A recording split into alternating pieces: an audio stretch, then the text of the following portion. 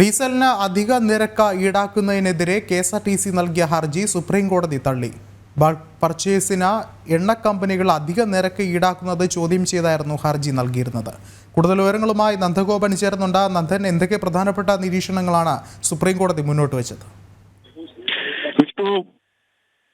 നിന്ന് ഡീസലിന് ഉയർന്ന നിരക്ക് ഈടാക്കുന്ന എണ്ണ കമ്പനികളുടെ നിലപാട് ചോദ്യം ചെയ്താണ് KSRTC നൽകിയ ഹർജിയാണ് ഇപ്പോൾ സുപ്രീം കോടതി തള്ളിയിരിക്കുന്നത്.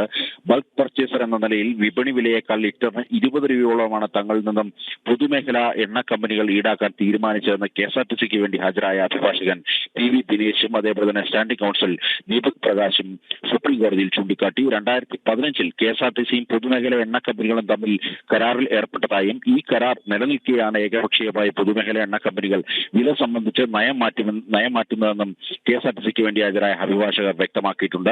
ഇതിനെതിരെ ആർബിട്രേഷൻ പോലുള്ള നടപടികളിലേക്ക് കടക്കാൻ കഴിയില്ലെന്നും KSRTC വാദിച്ചു. എന്നാൽ പൊതുമേഖലാ എണ്ണ കമ്പനികളുടെ നിരക്ക് അധികമാണെങ്കിൽ കോർപ്പറേഷൻ മറ്റു മാർഗങ്ങൾ തേടാമല്ലോ എന്നുള്ളതാണ് സുപ്രീം കോടതി ആരാഞ്ഞത്.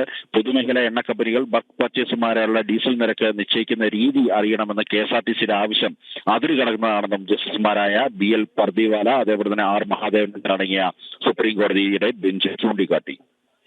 ശരി, നന്ദഗോപനാണ് വിവരങ്ങൾ നൽകിയത്.